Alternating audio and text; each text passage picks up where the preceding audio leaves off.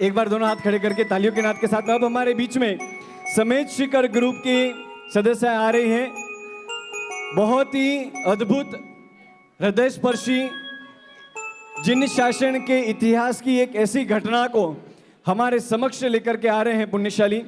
घटना देख करके आपको बताना है कि ये घटना कहाँ की है, किसकी है और किस संदर्भ में है। आइएगा, हम निवेदन करेंगे समेत शिखर ग्रुप से।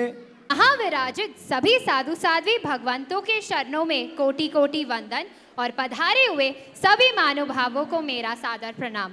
हम सब सिनेमा तो चाहते ही हैं। क्या आपने कभी वरुण धवन की स्ट्रीट डांसर्स देखी है? अगर नहीं देखी है तो लीजिए, आज हम आपको हमारे धर्म में बने हुए स्ट्रीट डांसर्स की कहानी दिखाने ले चलती हूँ। इलायची रीमा, ओ इलायची रीमा। जी कहिए। इलायची कहाँ है? यहीं कहीं होगा। इलायची, ओ इलायची। हाँ माताजी, हाँ पिताजी, प्रणाम। मेरे गुरुकुल की शिक्षा पूरी हो गई। क्या अब अपने मित्रों के साथ मैं शहर में टहलने जा सकता हूँ? अवश्य जाओ बेटा।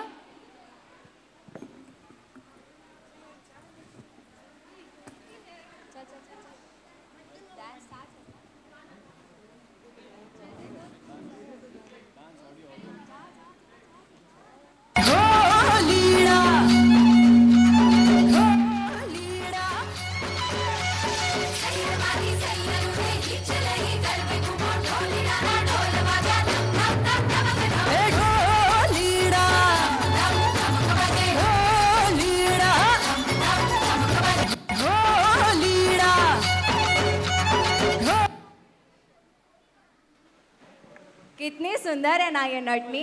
मैं तो इसे विवाह कर कर ही रहूंगा। इलायची नटनी के विचारों में इतना खो जाता है। उसी रात इलायची के घर आने के बाद का दृश्य।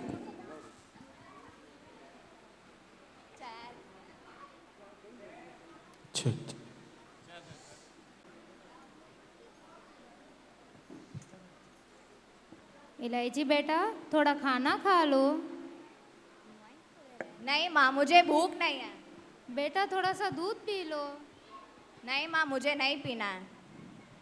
सुबह से कुछ नहीं खाया इलायची, थोड़ा तो खा लो। नहीं माँ, मुझे नहीं खाना है। बहुत रात हो गई है, अब सो जाओ। माँ, आप समझ क्यों नहीं रहे माँ? मेरा कुछ भी करने का मन नहीं है, मुझे अकेला छोड़ दीजिए।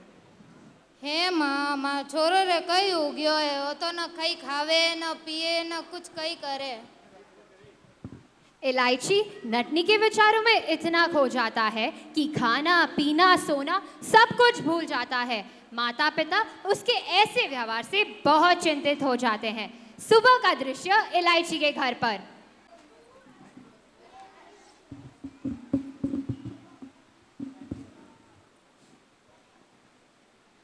माताजी, पिताजी, आप लोग मेरे विवाह को लेकर बड़े चिंतित थे ना, तो मैंने आपकी वो चिंता दूर कर ली। मैंने मेरे लिए एक कन्या पसंद कर ली है। क्या? कौन है वो भाग्यशाली कन्या? कल जब मैं अपने मित्रों के साथ शहर में टहलने गया, वहाँ मैंने एक सुंदर नटनी को नृत्य करते देखा। वो मुझे बहुत पसंद आई और मैं उसी से विवाह करना चाहता हूँ। क्या? ये असंभव है। हम तुम्हारा विवाह एक नटनी के साथ नहीं करवा सकते। का हमारा उच्च जैन धर्म और का वो नट लोग, ये नहीं हो सकता। अगर तुम कहो तो मैं तुम्हारा विवाह अच्छे अच्छे श्रीमंतों की वैभवशाली रूपवती कन्याओं से करवा दूंगा।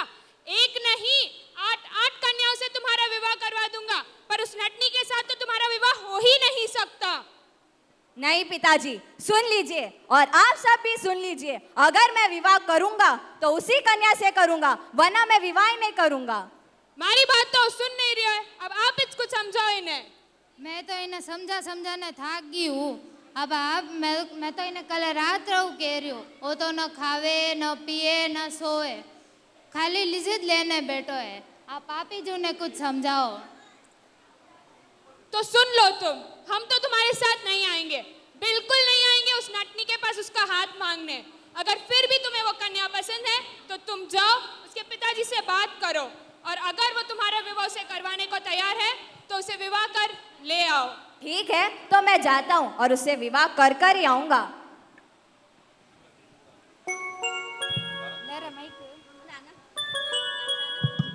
इलायची के माता पिता उसे बहुत समझाते हैं कि उसके लिए राजकन्या सेठ कन्या लिखी है।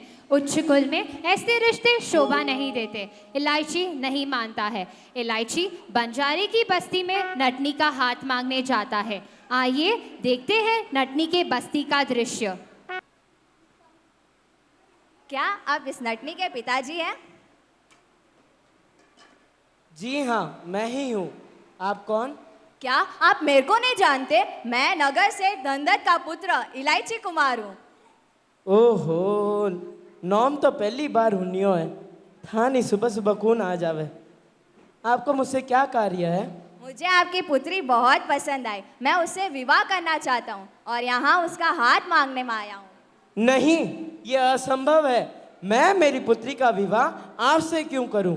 आप व्यापारी लोग और हम नट। व्यापारी और नट, ऐसा रिश्ता देखा है क्या? जाओ जाओ, आप अपने लिए कोई दूसरी कन्या पसंद कर लो। क्यों? ऐसा क्यों नहीं हो सकता? मैं मेरी पुत्री का विवाह कोई बड़े कुशल कलाकार से कराऊंगा, आपसे क्यों कराऊं?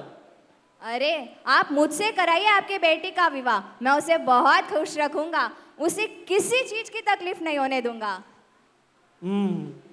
अगर आपको मेरी पुत्री से विवाह करना ही है तो आपको मेरी एक शर्त माननी होगी। शर्त? कैसी शर्त?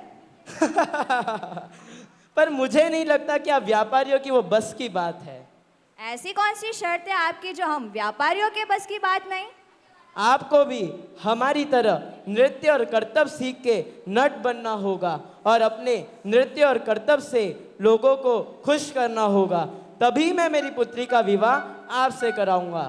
बस इतनी सी बात? तो सब सुन लीजिए। मैं करतब सीखकर एक अच्छा कलाकार बनकर आपकी पुत्री से विवाह कर कर ही रहूंगा।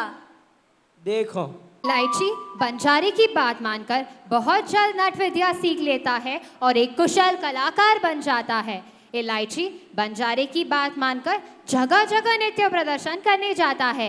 एक दिन ऐसा होता है कि उसे बेनावट रगर के राजा महिपाल के वहाँ नृत्य प्रदर्शन करना होता है। आइए देखते हैं वहाँ क्या घटना घटती है। आइए इलायची कुमार, आइए। हाँ, कहिए। आज इस नगर में महाराज के समक्ष हमारा नृत्य प्रदर्शन है और अगर आपने अपने नृत्य और करतब से महाराज को खुश कर लिया और महाराज से पुरस्कार प्राप्त कर लिया तो मैं मेरी पुत्री का विवाह अवश्य ही आपसे करा दूंगा। ठीक है, तब तो मैं आज राजा से पुरस्कार पाकर ही रहूंगा और आपकी पुत्री से विवाह करूंगा ससुर जी। ए, कौन ससुर जी? कह रहा ससुर जी? बोले ससुर जी। अरे ससुर जी, आज मैं पुरस्कार जीत कर आऊंगा। सुन रहे हो ना? वो तो नहीं सुने, आप सब तो सुन लेना। आज मैं पुरस्कार जीत कर ही आऊंगा।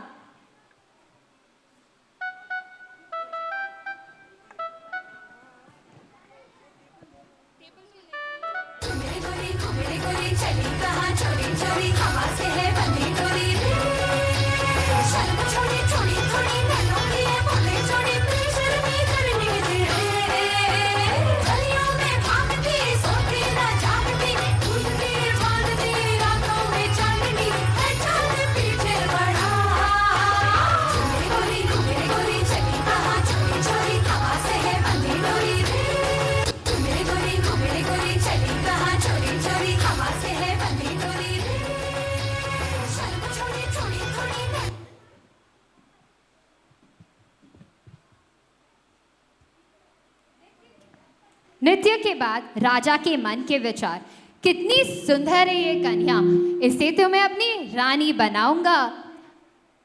आइए देखते हैं इलायची का करतब। अरे नटराज, मैंने तो आपकी कला देखी ही नहीं। मैं राजकाज में व्यस्त था। वापस से अपनी कला दिखाइए। राजा के मन के भेद इलायची न जान सका और वो लगातार राजा को खुश करने हेतु अपना करतब दिखाता रहा।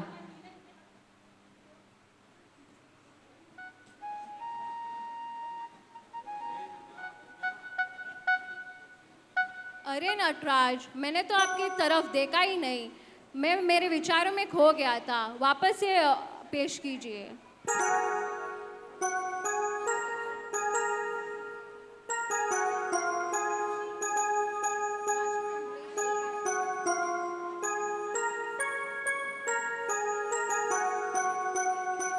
बार अपना कला दिखाते हुए इलायची कुमार की नज़र एक साधु महात्मा पर पड़ी।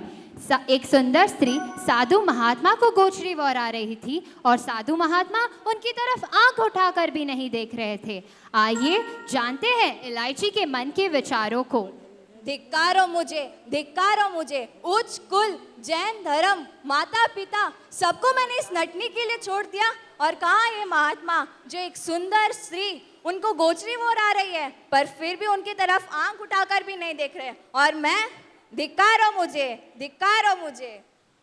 बांस पर कला दिखाते हुए उन्होंने अनित्य भावना भाते हुए 4 घाती कर्मों के नाश किए और केवल ज्ञान प्राप्त कर लिया। बांस सिंहासन में बदल गया।